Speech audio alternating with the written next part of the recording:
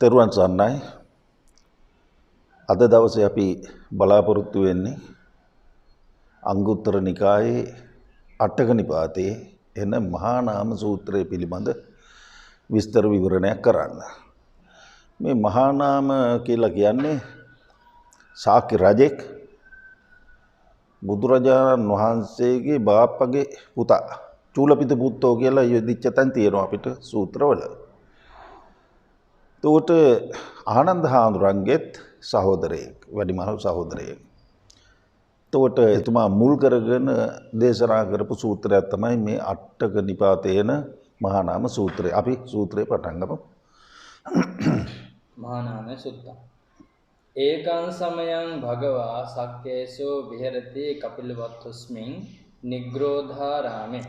බුදුරජාන් වහන්සේ මේ එක කාලයක කිඹුල්වත්පුර නුවර නෑදෑයෝ බුදුහාමුදුරන්ට හදලා දීපු පන්සල තමයි ඔය නිග්‍රෝධාරාමය කියලා කියන්නේ. උන්වහන්සේ අන්නේ වාසය කරන කාලෙදී සිද්ධ වෙච්ච සිද්ධියක් හැටියටයි මෙතන මේ වාර්තාව එන්නේ. අතකෝ මහා නාමෝ සක්කෝ යේන භගවා දේනප සංකමේ. ඔන්න ඔය බුදුරජාණන් වහන්සේ නිග්‍රෝධාරාමේ වැඩ ඉන්න කාලේ එක දවසක මහා නාම ශාක්‍යයා පන්සලට නිග්‍රෝධාරාමයට එනවා බුදුරජාණන් වහන්සේ බැහැදකින්න. උපසංගමිත්වා භගවන්තං අභිවාදෙත්වා ඒකමන්තං නිසීදී. ඇවිල්ලා බුදුහාමුදුරන්ට වන්දනා කරලා පැත්තකින් වාඩි වුණා. ඒකමන්තං නිසින්නෝකෝ මහා නාමෝ සක්කෝ භගවන්තං ඒතදවච්ච. පැත්තකින් වාඩි වෙච්ච මේ මහා නාම ශාක්‍යයා බුදුරජාණන් වහන්සේට මෙන්න මෙහෙම ප්‍රකාශයක් කරනවා. කිත්තාවතානකෝ භන්තේ උපාසකෝ හෝතිති. භන්තේ බුදුරජාණන් වහන්සේ කිත්තාවතානු මේ කියන්නේ කාරණා කීපයකින් කරුණු කීයකින් උපාසකෝ හෝති උපාසකෙක් වෙනවද? බුදුහාමුදුරනේ කොහොමද මේ උපාසකයෙක් බවට පත් වෙන්නේ කියලා බුදුහාමුදුරගෙන් අහනවා. යතෝඛෝ මහා නාම බුද්ධං සරණං ගතෝ හෝති ධම්මං සරණං ගතෝ හෝති සංඝං සරණං ගතෝ හෝති එත්තාවතාඛෝ මහා නාමේ උපාසකෝ හෝති इति. ඔන්න බුදුරජාණන් වහන්සේ දේශනා කරනවා යම්කිසි පුජ්‍යලයක් බුදුහාමුදුරුවෝ සරණ ගියා නම් ධර්මයේ සරණ ගියා නම් සංඝයා සරණ ගියා නම් එත්තාවතානුකෝ මෙන්න මෙපමණකින්ම ඒ පුජ්‍යලයා උපාසකයෙක් වෙනවා. ඔන්න උතන අපිට කතා කරන්න යමක් තියෙනවා. උපාසකයෙක් බවට පත් වෙන්න නම් තෙරුවන් සරණ යන්න ඕන කියන එක දැන් මෙතන කියවෙනවා. අපිට හම්බ වෙනවනේ පොත්පත්වල ඉගෙන ගනිද්දි ද්වේවාචක උපාසකවරු කියලා හැමනේ.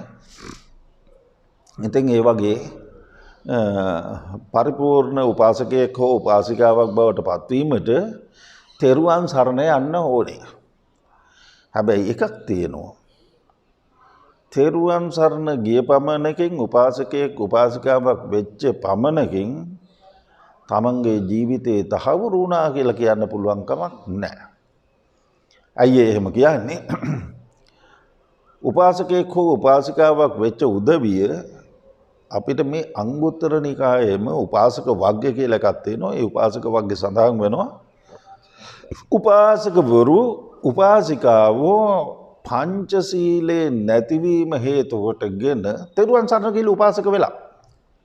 හැබැයි ඒගොල්ලෝ සීලේ නැතිකම නිසා නිරේ ගිහිල්ලා ඉපදිච්ච ඒවා තියෙනවා. ඒකත් හරි කියමුකෝ. දැන් මේ භික්ෂුන් වහන්සේලා විශේෂයෙන් මේ වැඩිහිටි හාමුදුරුවෝ දන්නවා මේක. අලුතෙන් පැවිදි වෙච්ච පොඩි හාමුදුරුවෝ එමෙ හිතන්න පුළුවන්. පංචශීලය කියන එක ඉතින් අදාළ වෙන්නේ ගිහියන්ටනේ. ඉතින් අපිට අදාළ එකක් නෙවෙයිනේ. ඒ නිසා අපි එච්චර ඒ ගැන සැලකිලිමත් වෙන්න ඕනේ නැහැ කියලා හිතන්නත් පුළුවන්. ඒ වුණාට අපිට පේනවා ඒ ඇත්තොත් භික්ෂුන් වහන්සේලා කොහොමත් ඉතින් තෙරුවන් සරණ ගිහිල්ලානේ. තෙරුවන් සරණ ගියාට මොකද පංචශීලේ නැතිවීම නිසාම නිරය ගිහිල්ලා ඉපදිච්ච අවස්ථා අපිට පේනවා. ඔය උපාසක වග්ගයේම කෙලවරේ තියෙනවා සික්ඛාපෙය්‍යාලං කියලා කොටසක්. ඒක ඕන කෙනෙකුට පෙරලලා බලන්න පුළුවන්. භික්ෂුන් වහන්සේලා නිරය ගිහිල්ලා ඉපදිච්ච අවස්ථා දකින්න ලැබෙනවා ඒ සූත්‍රවලින්. ඉතින් ඒකෙන් අදහස් කරන්නේ මම මේ මෙතන පෙන්වන්න උත්සාහ කරන්නේ පංචශීලයේ කෙතරම් වැදගත්ද කියන එක මේ තිසරණ සහගත වෙලා උපාසකයෙක් වෙලා උපාසිකාවක් වෙච්ච පමණකින්ම මේ හතර පහෙන් බේරෙන්න හම්බ වෙනවා කියන එකක් වෙන්නේ නැහැ. සරණ යන්න පුළුවන්. උපාසකයෙක් වෙන්න පුළුවන්. උපාසිකාවක් වෙන්න පුළුවන්. නමුත් ජීවිතයකින් ස්ථාවර භාවයටපත් වෙනවා කියන එකක් කියවෙන්නේ නැහැ. ඊළඟට තව මෙතන මට කියන්න යමක් තියෙනවා.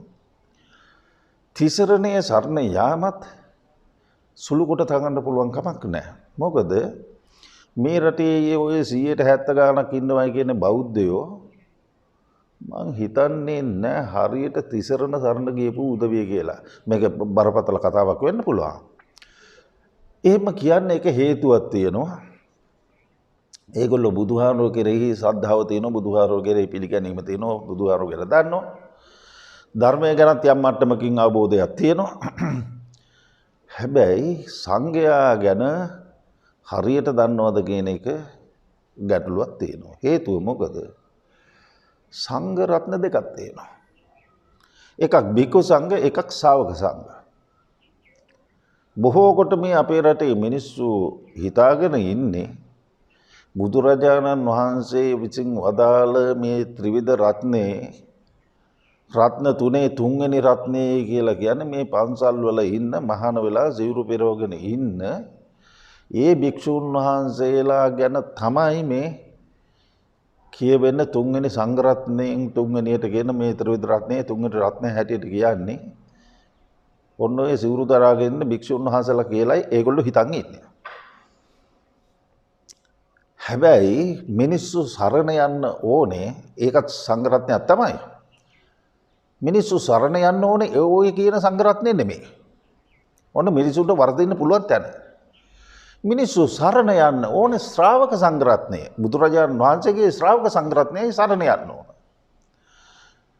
ශ්‍රද්ධාව කැඩෙන්නේ නැති ශ්‍රද්ධාව පවත්වා ගන්න පුළුවන්කම තියෙන්නේ අන්නේ ශ්‍රාවක සංඝ රත්නේ සරණ ගියොත් විතරයි.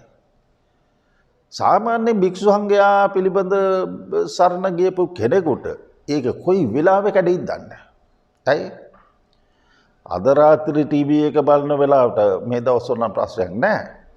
ටීවී එකේ බලනකොට කොහේ හරි බෝඩ් අල්ලගෙන ඉන්න සංඝයා වහන්සේලා දැක්කොත් එහෙම නැත්නම් කොහේ හරි මේ කාර්යාලයකට කඩාපහින හාමුදුරු ටිකක් දැක්කොත් ඒ වගේම අගමැති කාර්යාලයට ජනාධිපති මන්දිරයට යන්න හදන පිරිසක් දැක්කොත් කෑකෝ ගහන පිරිසක් දැක්කොත් පාර තියෙන බැරියර් අදින ඒවා පෙරලන්න හදන පිරිසක් දැක්කොත් අර ශ්‍රද්ධාවට මොකද වෙන්නේ මිනිස්සුන්ගේ?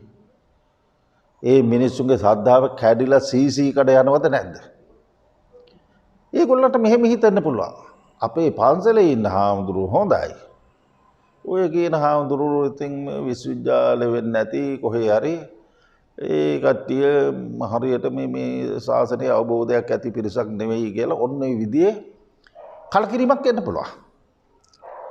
ජීවිතේට කිසි දවසක කලකිරීමක් ඇති වෙන්නේ නැහැ මේ හරියට ත්‍රිවිධ රත්නේ සරණ ගියපු කෙනෙකුට. හරියටම සංඝ රත්නේ සරණ ගියපු කෙනෙකුට එහෙම වෙන්නේ නැහැ. ඔන්න ඔය අඩුව තියෙන්න පුළුවන් අපේ රටේ මිනිස්සුන්ට. තියෙන්න පුළුවන් නෙමෙයි තියෙනවා. එහෙනම් ඔබ සරණ යන්න ඕනේ ස්ථිර වශයෙන්ම ශ්‍රාවක සංඝයා. ඔබ බුදුහාමුදුරුවෝ වැඳලා ඉවර වෙලා ධර්මයක් වැඳලා ඉවර වෙලා සංඝයා වඳිනකොට ඔබ වඳින්නේ කොහොමද? සුපටිපන්නෝ භගවතෝ බිකු සංඝෝ කියලාද ශ්‍රාවක සංඝෝ කියලාද? වඳින්නේ ශ්‍රාවක සංඝෝ කියලා. සරණ යන්නේ ශ්‍රාවක සංඝෝ කියලා. හිතන්නේ බිකු සංඝෝ කියලා. ඔන්න වරදින්න තැන. මේ ශ්‍රාවක සංඝයා හඳුනා ගැනීමට එතනම තියෙන විස්තර ටිකක්. මම මේ විස්තර බොහෝම විස්තරාත්මකව පැහැදිලි කරලා තියෙනවා. සෝතාපට්ටි අංග දේශනා කරපු අවස්ථාවක වීඩියෝ එකක් නෙමෙයි ඔඩියෝ එක. සෝතාපට්ටි අංග දේශනා කරපු අවස්ථාවක් තියෙනවා. ඉතින් ඒකේ බොහොම විස්තර සහිතව එතන කියලා තියෙනවා. නමුත් දැන් මෙතන මේ ප්‍රස්තාවයේ ඒක දකින්න නැතුව ඇතිනේ හැමෝම. ඉතින් ඒ නිසා අපි මෙතෙන්දී විශේෂයෙන්ම කල්පනා කරලා බලමු. මේ මෙතර අඩුවක් තිබුණොත් එහෙම ලොකු අඩුවක් වෙනවා. මේ උපාසක වීමේ උපාසිකා වීමේ ලොකු අඩුවක් වෙනවා. මේ තුන්වෙනි රත්නය හඳුනගත්තේ නැත්තම්. එතකොට අපිට ඒක හඳුනගන්න ලේසිම ක්‍රමය තමයි සංඝයා වඳින විස්තරය. කොහොමද මේ සංඝයා වඳින්න පාවිච්චි කරන පාට ටික සංඝ රත්නේ වඳින්නේ? සුපටිපන්නෝ භගවතෝ ශාවක සංඝෝ. භගවතෝ ශාවක සංඝෝ භාග්‍යවතුන් වහන්සේගේ මේ ශ්‍රාවක සංඝයා සුපටිපන්නෝ. මනාකොට ශාසනයට පිළිපන් උදවිය. මේ සුපටිපන්න කියන එක ගැන විස්තරයක් කියවෙනවා මේ සූත්‍රයකම. එතෙන්දි පැහැදිලි කරනවා අංගුත්තර නිකායෙමත් තියෙනවා. එතන පැහැදිලි කරන තීක නිපාතේ පැහැදිලි වෙනවා. යේ රාගස්ස පහනාය පටිපන්නා තේ ලෝකේ සුපටිපන්නා. යම් කිසි කෙනෙක් රාගය අඩු කිරීමේ වැඩපිළිවෙලේ දැනට නිරත වෙලා ඉන්නවද, යෙදලා ඉන්නවද, කටයුතු කරගෙන යනවද, ඒගොල්ලෝ සුපටිපන්නයි. ඔන්න සුපටිපන්න. යේ දෝසස්ස පහනාය පටිපන්නා තේ ලෝකේ සුපටිපන්නා. ද්වේෂය අඩු කිරීමේ තරහ නැති කර ගැනීමේ, ද්වේෂය අඩු කර ගැනීමේ වැඩපිළිවෙලක දැනට නිරත වෙලා ඉන්නවද, කටයුතු කරනවද, ඒගොල්ලෝ සුපටිපන්නයි. යේ මෝහස පහනාය පටිපන්නා තේ ලෝකේ සුපටිපන්නයි. යම් කිසි කෙනෙක් මෝහය අඩු කිරීමේ වැඩපිළිවෙලේ දැනට නිරත වෙලා ක්‍රියාත්මක කරගෙන යනවද, අන්න ඒගොල්ලෝ සුපටිපන්නයි. ඔන්න ඕකට සිංහලෙන් අපි සුපිලිපන් කියලා කියනවා. සුපිලිපන් මහා සංඝරත්නය. ඔන්න ලක්ෂණය. ඊළඟට කියනවා සුපටිපන්න ළඟට තියෙන උජුපටිපන්න.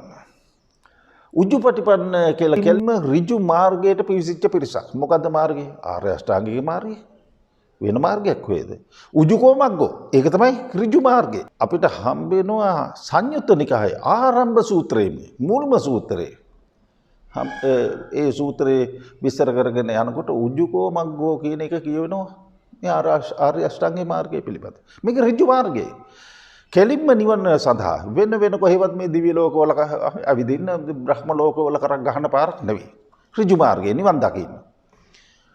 අන්නේ ඍජු මාර්ගයේ අනුගමනය කරමින් යන පිරිසක් තමයි මේ අෂ්ටාර්ය පුජ්‍යල මහා සංඝරත්නය. මෙතනින් අදහස් කරන්නේ ශ්‍රාවක මහා සංඝරත්නය කියන්නේ අෂ්ටාර්ය පුජ්‍යල මහා සංඝරත්නය. ඒක මේ කියන විස්තරෙම කියවෙනවා. ඊළඟට සුපටිපන්නෝ, උජුපටිපන්නෝ, ඊළඟට කියනවා න්‍යායපටිපන්නෝ. න්‍යාය මාර්ග. මේ සෝවාන් කෙනෙකුට මේ න්‍යාය මාර්ගය කියලා කියන්නේ නිවනට බහින්න තියෙන පාරවල්.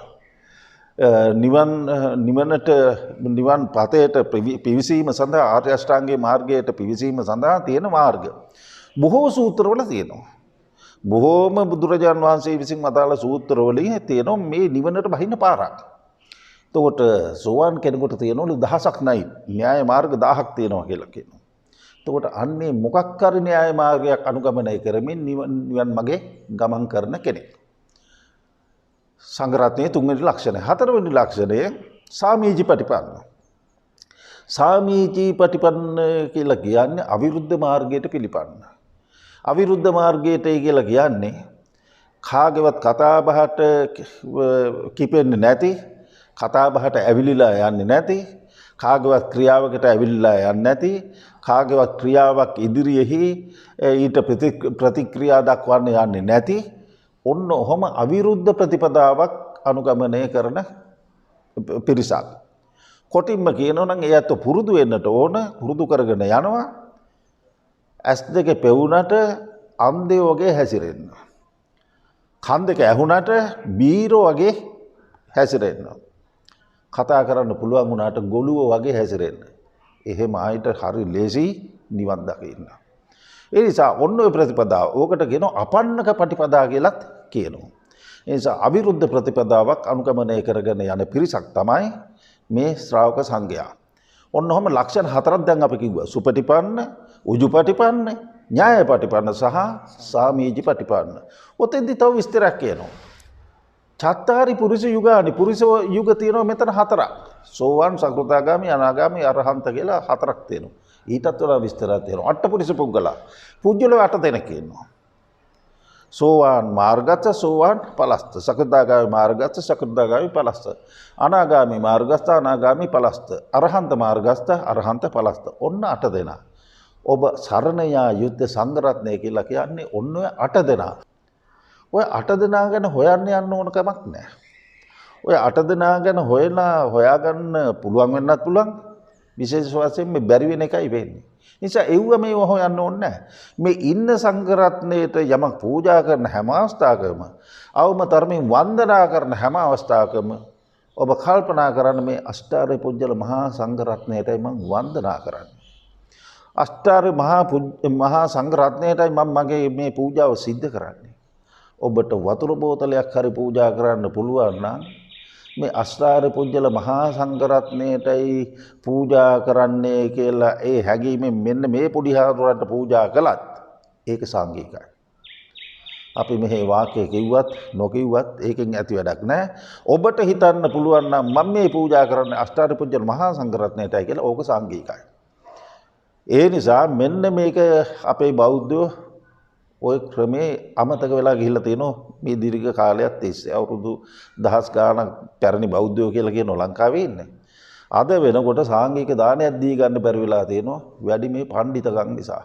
බොහෝ විට සාංගික දානය කියලා හිතාගෙන කරන්නේ පෞද්ගලික මට්ටමේ හාදකමට සාද තමයි පවතන්නේ. සාද කියන්නේ හාදකමට. අර හාඳුරුවෝ මේ පඬිතාරු හාඳුරුවෝ මේ ගෙන්නවල අපේ දාන්න දෙමු කියලා. ඒතරින්ම සාංගිකේ ඉවරයි. ඒ නිසා අපි මේ වාක්‍ය කිව්වත් එකයි නැතත් එකයි පූජා කරන ඔබට පුළුවන් වෙන්න ඕනේ මගේ පූජාව මං සිද්ධ කරන්නේ අෂ්ටාර්ය පුජ්‍යල මහා සංඝරත්නයටයි කියලා කොහොම කල්පනා කරන්න. බුදු පසේ බුදු මහරහතන් වහන්සේලා සේරම ඒකට අයිති වෙනවා. ඊළඟට ඔන්න ඔය කියන අෂ්ටාර්ය පුජ්‍යල මහා සංඝරත්නයේ තමයි අනුත්තරම් පුඤ්ඤක්කෙතන් ලෝකස්ස කියලා කියන්නේ. ලෝකයට අනුකුත්තර පින්කෙත වෙන්නේ ඔන්න ඔය කියන මහා සංඝරත්නය. එහෙම නැතුව මේ බික්කු සංඝ කියන එක නෙමෙයි. මේ ශ්‍රාවක සංඝයා තමයි අනුත්තර පින්කෙත වෙන්නේ. තව විස්තර ටිකක් තියෙනවා මේ කාරණා හතරක් තියෙනවා ආහුණෙය පහුණෙය. ඒකේ උන්වහන්සේලාට යමක් පූජා කරාම පූජා කරන්න තියෙන සුදුසුකම් පිළිබඳවයි මේ ඒ තියෙන්නේ. ඒක මේ සංඝයාගේ ගුණ විශේෂයක් ආහුණෙය කියලා කියන්නේ කොච්චර ඈතක ඉඳන් හරගෙන යමක් පූජා කරන්න වටිනවා කියලා. ඒ තිතින් ගුණ අන්තකම නිසානේ. පාහුණෙය කියලා කියන්නේ අහම්බෙන් හදිසියෙන් මේ පාරක දැකලා මොනවා හරි ටොපියක් හරි මොකක් හරි පූජා කරන්න උනත් වන්දනා කරන්න උනත් සුදුසුයි. ඊළඟට අංජලි කරණීය ඕනම අවස්ථාවක වඳින්න සුදුසුයි. අංජලි කරණීය. තව එකක් තියෙනවා දක්ෂිණයෝ දක්ෂිණ දානයට යමක් පූජා කරනවා නම් පින් සිද්ධ වෙන්න යමක් පූජා කරනවා නම් ඒ පූජා කරන සුදුසුම කට්ටිය මේ අෂ්ටාර්ය පුජ්‍යල මහා සංඝරත්නය. එතකොට ඔන්න ඔය කියන ඔය ලක්ෂණ හතරක් තියෙනවා. එතකොට ඔය සියල්ලම අදාළ වෙන්නේ මතක තියාගන්නට ඕන මෙන්න මේ ශ්‍රාවක සංඝ රත්නයට මිස එහෙම නැතුව බික්කු සංඝ කියන එකට නෙමෙයි. දැන් මෙතන තියෙනවා මේ විශේෂයෙන්ම කල්පනා කරන්නට ඕන දැන් මේ ශ්‍රාවක සංඝ රත්නය කියලා කියන්නේ මේ හාමුදුරු විතරක් නෙමෙයි. සෝවාන් වෙච්ච අය මේ ශ්‍රාවක සංඝ රත්නයට නම් අයිති. සකෘදාගාමි වෙච්ච අනාගාමි වෙච්ච රහතන් වහන්සේලා ඔය හතරගොල්ලම අයිති වෙන්නේ මේ අෂ්ටාර්ය පුජ්‍යල මහා සංඝ රත්නයට නම්. විසාකාව අයිති වෙන්නේ කෝකටද? ඔය කණ්ඩායමටද නැද්ද? අනේ පිළිසිටුතුමා අයිති වෙන්නේ ඔය කණ්ඩායමට නැද්ද? එහෙනම් ගිහි පැවිදි ભેදයක් තියෙනවද? ස්ත්‍රී පුරුෂ ભેදයක් තියෙනවද? නැහැ. සංඝ රත්නයමයි. එහෙනම් අපිට පේනවා සංඝ රත්නයමයි. ඕක මිනිස්සු දන්නේ නැහැ. ඒ නිසා හරියටම දැනගන්න අනිත් එක කිසිම දවසක මොන හේතුවක් නිසාවත් ඔය සංඝ රත්නයේ කෙරෙහි තියෙන විශ්වාසය කඩවීමක් වෙනවද? කිසි දවසක කැඩෙන්නේ නැහැ. නිසා ඕක හරියට නොදන්න නිසා මේ පහුගිය කාලේ එක ඇමතිවරයෙකුත් කිව්වේ මම පිළිගන්න රත්න දෙකයි ත්‍රිවිධ රත්නේ බුද්ධ රත්නේ ධම්ම රත්නේ දෙක විතරයි කියලා. ඒ කිව්වේ මේ භික්ෂු සංඝයා තමයි තුන්වෙනි රත්නය කියලා හිතාගෙන. ඉතින් ওই විදිහට හිතන අය තමයි මේ රටේ ඉන්නේ. ඒ නිසා හරියට මේ ත්‍රිවිධ රත්නය අපි හඳුර ගන්න ඕන. හඳුරගන්න ඒ සරණ ගියොත් තමයි උපාසක උපාසිකා බවට පත් වෙන්න පුළුවන්. තව කාරණාවක් තියෙනවා. ඒ තමයි එතකොට මේ භික්ෂූන් වහන්සේලාට මොකද යන කලදසාව? උන්වහන්සේලා මේ වන්දනයට සුදුසු නැද්ද? දානට සුදුසු නැද්ද? සුදුසුයි. ඒගොල්ලන්ගෙනුත් සෝවාන් වෙච්ච තැන ඉඳලා එහාට ඉපිටහට මේ ශ්‍රාවක සංඝයාට අයිති. සෝවාන් වෙච්ච හාමුදුරු කෙනෙක් ඉන්නවනම් ওই පන්සල් වල ඉන්න හාමුදුරු අතර සෝවාන් වෙච්ච තමන් ඉන්න තත්ත්වය තමන්නේ දන්නේ. එතකොට තමන් සෝවාන් වෙලා නම් මේ අෂ්ටාර්ය පුජ්‍යල මහා සංඝරත්නයට තමයි අයිති. සකෘදාගාමි නම් මේකටයි අයිති. අනාගාමි නම් මේකටයි අයිති. අරහන්ත මාර්ගයේ ඉන්නවනම් මේකටයි අයිති. රහත් වෙලා නම් මේකටයි අයිති. එහෙම නොයි නම් මේකට අයිති නෑ කියලා ඕන කෙනෙක් දැනන් ඉන්න එපා. මම කවුද මම මොකද්ද කරන්නේ මමනේ දන්නේ. ඒ නිසා මම මේකට අයිතිද නැද්ද කියලා ඕනම කෙනෙකුට දැනගන්න පුළුවන් වෙන්න ඕන. ගිහි වුණත් පැවිදි වුණත් මම දැන් මේ කණ්ඩායමට අයිතිද? නැත්නම් මම මොන කණ්ඩායමටද අයිති කියලා Tamanට තේරුම් ගන්න පුළුවන් වෙන්න ඕන. හැබැයි හැම භික්ෂුවක්ම අවම තරමින් සෝවාන් වෙන්නවත් ඕන කියන මාර්ගයේ ඔහොම අදහසින් තමයි මේ පැවිදිලා යන්නේ. මහාන වෙන්නේම සබ්බ දුක්ඛ නිස්සරණ නිබ්බාන සත්‍ය කරණත්තාය කියලා නේ. සියලු දුකින් නිදහස්ව නිවන් පසක් කිරීමටමයි මහාන වෙන්නේ කියලා නේ මහාන වෙලා ඉන්නේ. ඒ නිසා මේ සෝවාන් වෙන්න අපේක්ෂාව තියෙන්න ඕන හැම භික්ෂුව කෙනෙක්ගෙම. හැම එක්කෙනෙක්ගෙම. එහෙම නැත්නම් ඉතින් මේ ගෙදර යන එක වඩා හොඳයි. ඒ හැම කෙනෙක්ගෙම ඔය අදහස තියෙන්න ඕන. එතකොට ඒ ගමන් මගේ නම් ඉන්නේ සීලයක් ප්‍රත්‍යවේක්ෂාවත් අල්ලගෙන යන තාක්කල් අර මහා අෂ්ටාර්ය පොජ්ජල මහා සංඝරත්නයට අයිති හැම එකක්ම පරිභෝග කිරීමේ අයිතියක් ලැබෙනවා සීලයක් ප්‍රත්‍යවේක්ෂාවත් අල්ලගෙන යන තාක්කල්. එහෙම නොවනවා නම් ඒක ලොකු ප්‍රශ්නයක්. ඒක පිළිබඳ විස්තර මම කියලා තියෙනවා. අර සෝතාපට්ටි අංග දේශනාව ඒක බලන කෙනෙකුට වැඩිදුර විස්තර හොයාගත්ත හැකියි. ඒක මෙතන කතා කරන්න වෙලාවක් නෙමෙයි දැන්. ඊළඟට බලමු. එත්තාවතාකෝ මහා නාම උපාසකෝ. මේ ත්‍රිවිධ රත්නයේ සරණ ගිය පමණකින් උපාසකෙක් උපාසිකාවක් වෙනවා. කිත්තාවතා බණ භන්තේ උපාසකෝ සීලවා හෝති. ඕන් ඊළඟට කියනවා කරුණු කීයකින්ද ස්වාමීනි භාග්‍යවතුන් වහන්සේ කරුණු කීයකින්ද අර උපාසකෙක් උපාසිකාවක් සිල්වතෙක් බවට පත් වෙන්නේ. සිල්වත් වෙන්නත් එපා. දැන් තාම උපාසක වුණා විතරයි. සිල්වත් වෙන්නත් ඕනේ. ඒ නිසා කරුණු කීයකින්ද අර උපාසක වෙච්ච කෙනෙක් සිල්වත් වෙන්නේ කියලා මේ මානම ශාක්‍ය ආන බුදුහාමරගේ. යතෝඛෝ මහා නාම උපාසකෝ පානාතිපාතා පතිවිරතෝ හෝති අදින්නාදානා පතිවිරතෝ හෝති. යම් තාක් උපාසකයෙක් පානාතිපාතයෙන් වළකිනව නම් ඒ කියන්නේ පරපණ නැසීමෙන් වළකිනව නම් ඒ වගේම සොරකම් කිරීමෙන් වළකිනව නම් සොරකමිනුත් වළකින්න ඕනේ.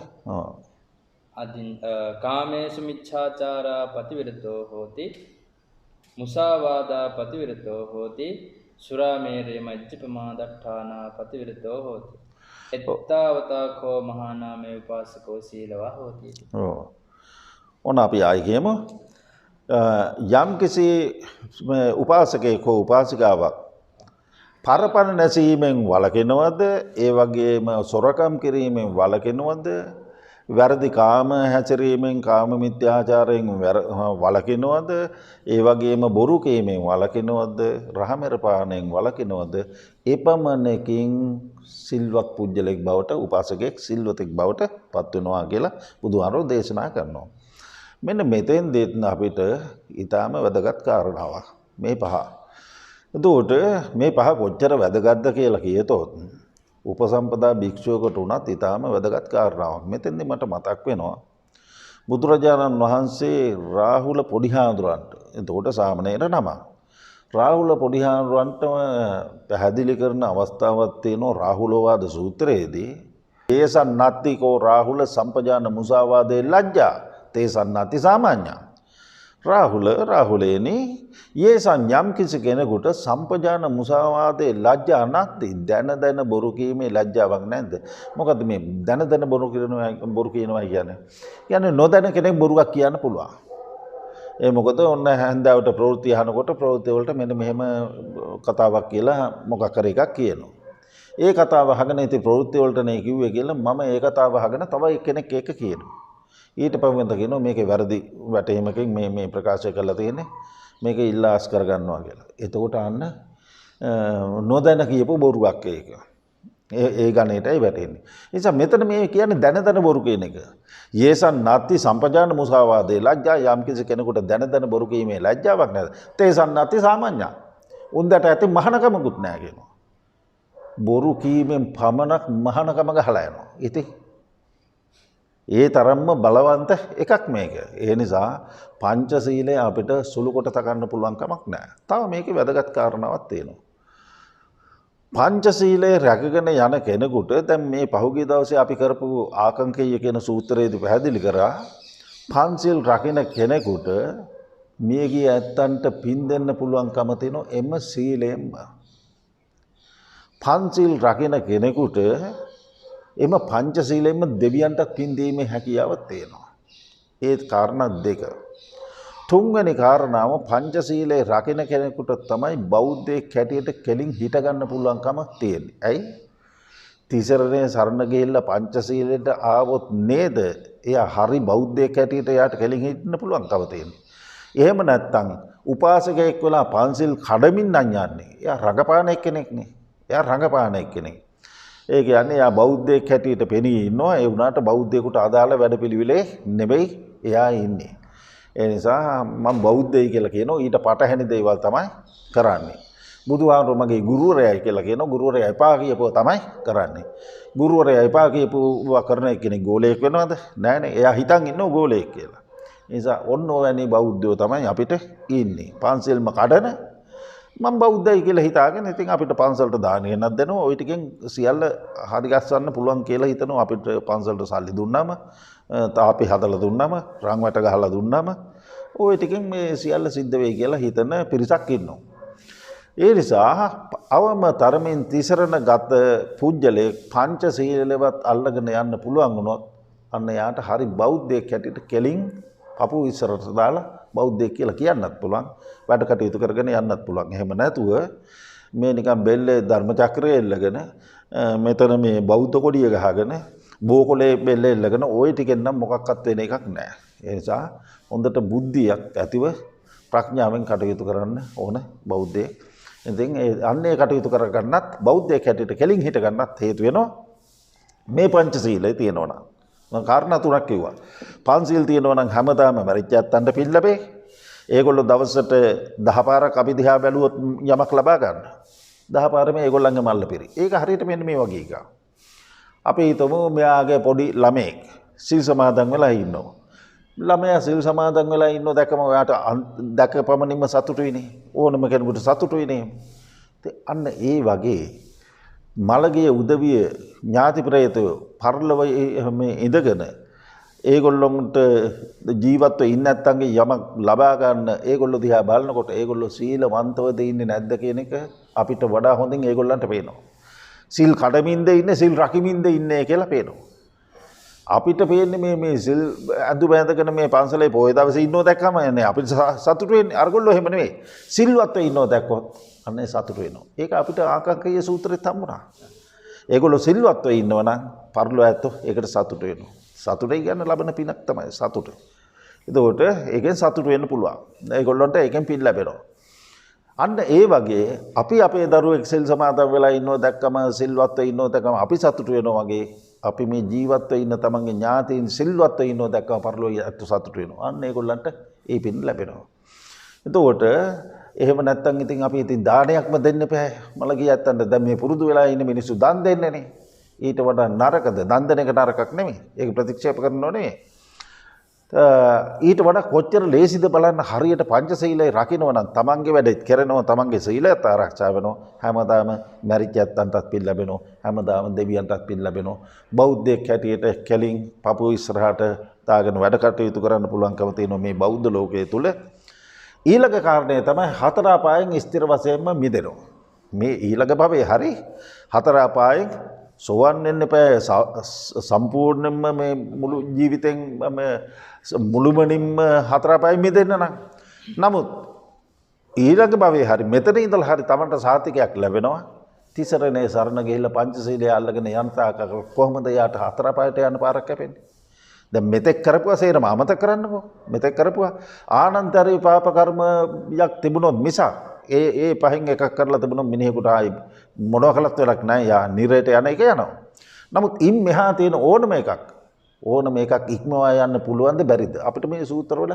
හම්බ වෙනවා ඕනම එකක් ඉක්මවා යන්න හැකියාව තියෙනවා ත්‍රිසරණගත පංචශීලය අල්ලගෙන ගියොත් ඔන්න දැන් කාරණා හතරක් කියවම පස්වෙනි කාරණය මේ පංචශීලයේම ආර්යකාන්ත සීලයක් හැටියට සංවර්ධනය කරගෙන ගියොත් අඛණ්ඩ අචිද්‍ර අසබල අකම්මාස බුජිස්ස විඤ්ඤෝපසත්ත අපරාමට්ට සමාධි සංවත්තනික කියන ඔන්න ඔය අංග 8 යටතේ සංවර්ධනය කරගෙන ගියොත් මේ පංචශීලයේ නිවන දක්වා යන්න පුළුවන්ද බැරිද එහෙනම් කාරණා පහක් තියෙනවා පංචශීලයේ සීල්පද පහයි තියෙන්නේ ඒ පංචශීලය ආරක්ෂා කරගෙන ගියොත් ලාභ පහක් තියෙනවා කෙනෙකුට ලබා ගන්න සත පහක වියදම් කළාද මහන්සි වෙලාද දාඩි දාගෙන වැඩ කරලාද මොකුත් නැහැ නේ ඒ නිසා මෙන්න මේ කැපකිරීම කරගන්න බැරිව ඉන්නවන යම්කිසි බෞද්ධයෙක් එයාට ඉතින් මේ තිසරණයෙන් ලොකු වැඩක් වෙයි කියලා අපිට මේ ශාසනයෙන් ලොකු වැඩක් වෙයි කියලා හිතන්න අමාරුයි. ඒ නිසා තමන්ට අවශ්‍ය එක එක මට්ටම් වලින් තමන්ට මේ සීලය ප්‍රයෝජනට ගැනීමේ හැකියාව තියෙනවා නේ. ඒකත් අපි මතක තියාගන්න ඕනේ මේ පංචශීලයේ යටතේ. ඊළඟට ওই පංචශීලයේ ආරක්ෂා කරනවා නම් මේ බුදුහාරු කියනවා ඔන්න අර තිසරණ සරණ ගියපු කෙනෙක් සිල්වතෙක් බවට පත් වෙනවා. ඊළඟට එත්තවතාකෝ මහා නාම උපාසකෝ සීලවා. ඔව් මෙපමණකින් මහා නාම උපාසකෙක් සිල්වතෙක් බවට පත් වෙනවා. කිත්තවතා පන භන්තේ උපාසකෝ අත්තහිතාය පටිපන්නෝ හෝති නොපරහිතාය. ඔව් කොහොමද උපාසකෙක් අත්තහිතාය පටිපන්නෝ හෝති? තමන්ගේ දියුණුව සඳහා එයා කටයුතු කරන පුජ්‍යලයක් වෙනවා. හැබැයි නොපරහිතාය අනුන්ගේ දියුණුව සඳහා කටයුතු කරන පුජ්‍යලයක් වෙන්නේ නැහැ. එහෙම වෙන්නේ කොපමණකින්ද කියලා අහනෝනේ. එහෙමනේ? ඔව්. යතෝඛෝ මහා නාමය උපාසකෝ අත්තනා සද්ධා සම්පන්නෝ හෝති. ඔන්න උපාසකයෙක් ඔන්න දැන් පැහැදිලි කරන්න යන්නේ මොකද්ද? තමන්ගේ දියුණුවට මේ සිල්වන්ත සීලවන්ත උපාසකයෙක් තමන්ගේ දියුණුවට වැඩ කරගෙන යනවා. හැබැයි අනුන්ගේ දියුණුවට මුකුත් කරන්නේ නැහැ. එහෙම වෙන්නේ කොහොමද? ඔන්න පළවෙනි එකම කියනවා මේ ශ්‍රද්ධාවන්ත සීලවන්ත මේ උපාසකතුමා ශ්‍රද්ධාව හොඳට යාට තියෙනවා. එයා ශ්‍රද්ධාව දියුණු කරගෙන යනවා. ඊළඟට අතන සද්ධා සම්පන්නෝ හොතේ තමා ශ්‍රද්ධා සම්පන්න පුජ්‍යලෙක් හැටියට කටයුතු කරනවා. නෝ පරං සද්ධා සම්පදාය සමාදපේ. හැබැයි අනුන්ව ශ්‍රද්ධාවේ පිහිටන්න වැඩ කටයුතු කරන්නේ නැහැ. එහෙනම් මේ උපාසකයෙකුට උපාසිකාවකට යුතුයකමක් තියෙනවා. තමන් තිසරණේ සරණ ගිහිල්ලා තියෙනවා. පංචශීලයේ සමාදන් වෙලා රැකගෙන ඉන්න ගමන් තමන්ගේ ශ්‍රද්ධාව දියුණු කරන ගමන් ළඟ ඉන්න උදවියන්ගේ ශ්‍රද්ධාව වැඩි කරන එක යුතුයකමක් නේ. එහෙම උදවිය ඉන්නවා. අනිත් අයටත් ශ්‍රද්ධාව දියුණු වෙන විදිහට තමන් කරන වැඩ කටයුතු වලට සම්බන්ධ කරගෙන තමන්ගේ දූ දරුවනුත් ඒකට යොදාගෙන යාළුවොත් යොදාගෙන දැනුත් ඉන්නවනේ එහෙමනේ. මේ හොඳ දේශනාවක් හම්බුණා මේ බෙදලක් දෙනවා අනිත් අයට. මෙන්න මේ මෙහෙම දේශනාවක් තියෙනවා මේක අහන්න කියලා. කොයි හරි බණක් තියෙනවනම් කතා කරගෙන යනවා. තමන්ගේ වියදමෙන් එක්කන් යනවා. වාහන වලින් එක්කන් යනවා. අපි යන් කැලණි වඳින්න කියලා එක්කන් යනවා. නේ ශ්‍රද්ධාවන්ත උදවිය තවත් පිරිසක් යොදා ගන්නවා. අර ශ්‍රද්ධාව දියුණු වෙන විදියට. එතකොට මේ කියන පුජ්‍යලයා තමා ශ්‍රද්ධාවන්තයි හැබැයි අනිත් අය ශ්‍රද්ධාවේ පිහිටවීමක් කරන්නේ නැහැ. අත්තන සීල සම්පන්නෝ හෝති නෝ පරං සීල සම්පදාය සමාදපේ. ඕන්න මේ අනිත් දුර්වලතාවය. මොකද්ද? තමන් සිල්වත්ව ඉන්නවා. හොඳට තමන්ගේ සීලය තමන් ආරක්ෂා කරගෙන යනවා. හැබැයි ළඟ ඉන්න උදවිය සීල් කඩනවද? මේගොල්ලන්ටත් මම පිහිට වෙන්න ඕන. අනේ මේගොල්ලොත් කොහොම හරි ගොඩ දාන්න ඕන. මෙයාට උපකාර වෙන්න එපා මගේ යුතුයකමනේ එක කියලා අනුන්ව සීලේ පිහිටවන්න මහන්සි ගන්නෙ නැහැ. ඒකටත් මහන්සි ගන්න ඕන කියලා මේ බුදුහාමුදුරු කියන්නේ. ඒකට උපකාර කරන්න ඕන කියලායි මේ කියන්නේ. අත්තන ඡාග සම්පන්නෝ හෝති. ওই ඡාග සම්පන්න කියලා කියන්නේ දන් දීම, පරිත්‍යාගශීලී බව. ඔව්. නෝ පරං ඡාග සම්පදාය සමාදපේ. ඔව්. තමන් දන් දෙනවා. තමන් අනිත් අය වෙනුවෙන් යමක් කරනවා. කැප වෙලා වැඩ කරනවා. මේ ඡාග සම්පන්න වෙනවයි කියන එකේදී අදහස් කරන්නේ මේ දන් දෙන එකම විතරක් නෙමෙයි. අනිත් අය වෙනුවෙන් මොනවා හරි කැප වෙලා වැඩ කරන එක. මේ බෝධිය ළඟට ඇවිල්ලා බෝධි අතු ගන්න එක ඡාග සම්ප්‍රා. ඒකත් එතන තියෙනවා දානේ ශ්‍රමය නේද? ශ්‍රමය කැප කරන එක ශ්‍රම දානේනේ. ශ්‍රම දානේ. ඊළඟට අබේ දානේ කියලාත් තව එකක් තියෙනවනේ. තමන් හොරකම් කරන්නේ නැත්නම් අනිත් අයට බයක් නැතුව ඉන්න පුළුවන්. එයාගෙන් බය වෙන්න දෙයක් නැහනේ. ඒ නිසා දානේ විවිධ පැති තියෙනවා. ඉතින් ඔන්න ඔය විදියට කල්පනා කරලා බැලුවාම තමන් දානශීලී බවක් තියෙනවා. තමන් පරිත්‍යාගශීලී. තමන්ගේ කැපවීම තියෙනවා.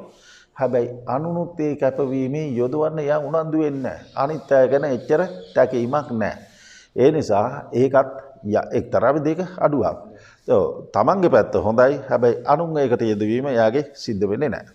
ඊළඟට අතන භික්ඛූණං දස්සන කාමෝ හෝති. ඔව් මේ කියන සීලවන්ත උපාසකතුමා හෝ උපාසිකාව භික්ෂුන් වහන්සේලා දකින්න කැමතියි.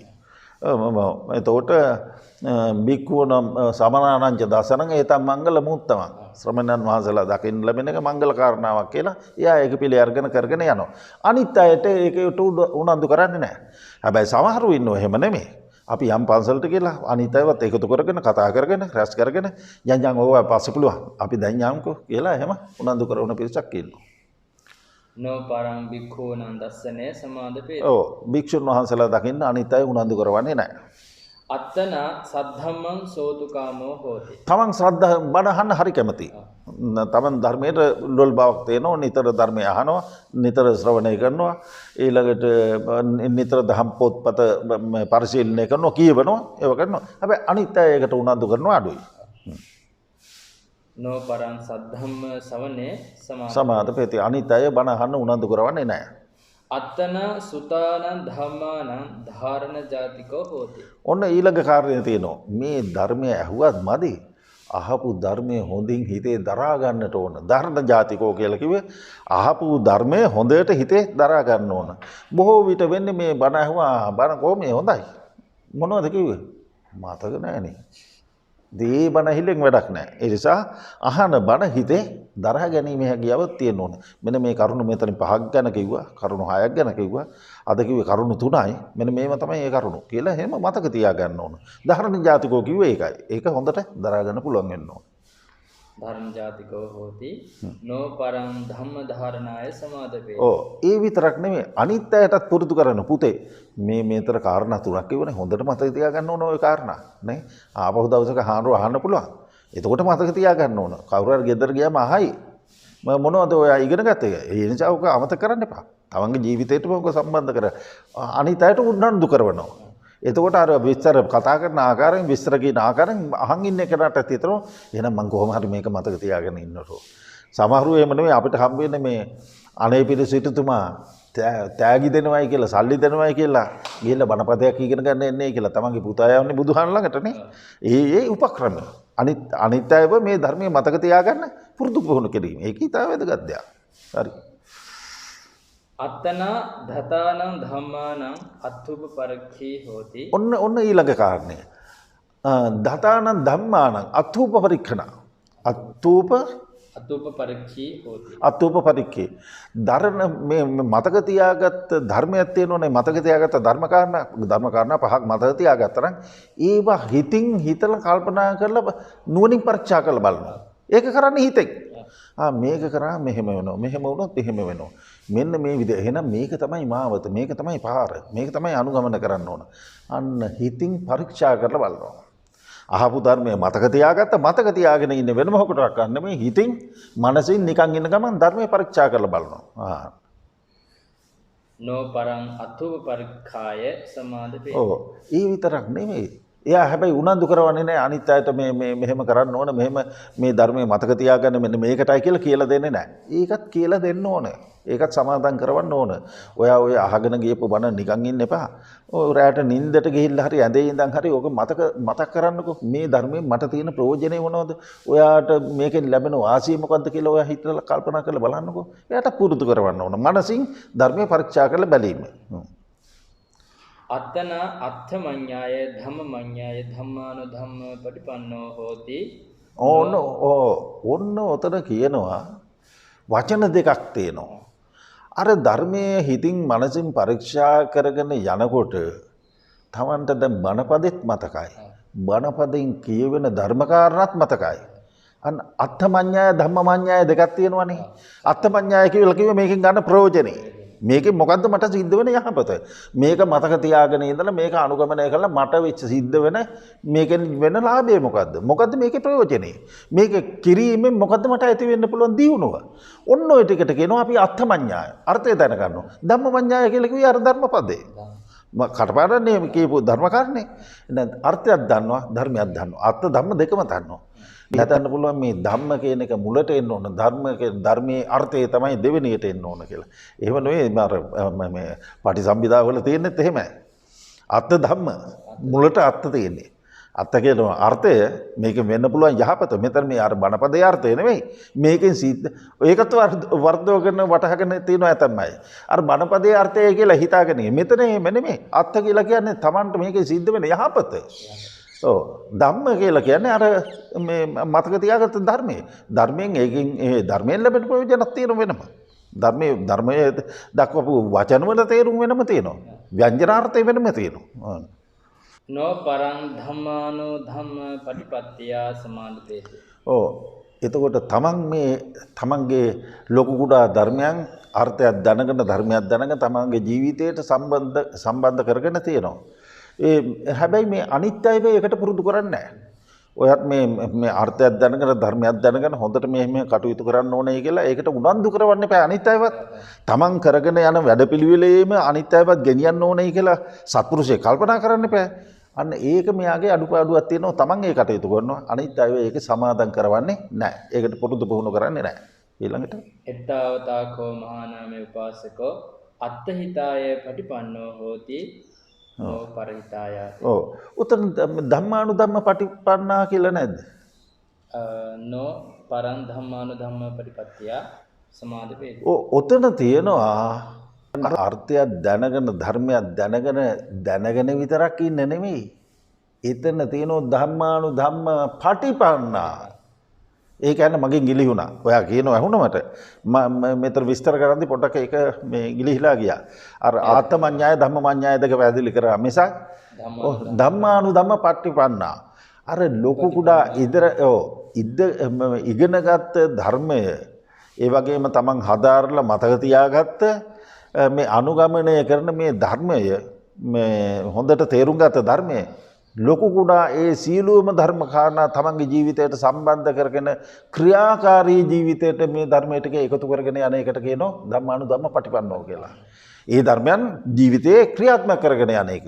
පංචශීලයේ ඉගෙන ගත්තා නම් පංචශීලයෙන් අවධාරණය කරන්නේ මේ කාරණා පහ නම් ඒ කාරණා පහ තමන්ගේ ජීවිතයට සම්බන්ධ කරගෙන අනුගමනය කරගෙන යන එකට තමයි කියන්නේ සීලය විතරක් නෙමෙයි මොකක් හරි ඉගෙනගත්ත ධර්මයක් තමන්ගේ ජීවිතයට සම්බන්ධ කරගෙන ජීවිතයේම බවට පත් කරගන්න එකට කියනවා ධම්මානුධම්ම පටිපන්නෝ.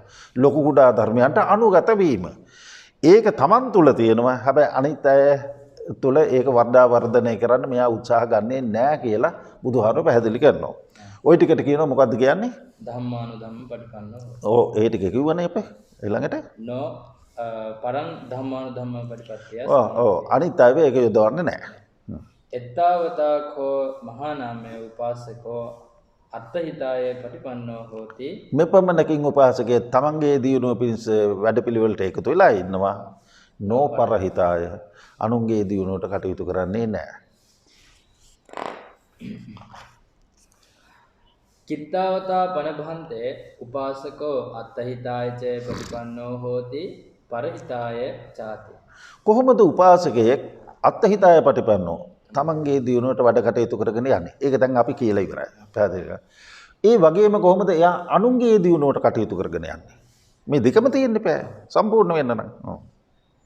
යතෝකෝ මහානාමේ උපාසකෝ යම් කිසි අවස්ථාවක මේ උපාසකයෙක් අත්තනාච සද්ධා සම්පන්නෝ හෝති. ඔව් තමන් ශ්‍රද්ධා සම්පන්නයි. ඒ වගේම තුන්රුවන් කෙරෙහි ශ්‍රද්ධා සම්පන්නයි.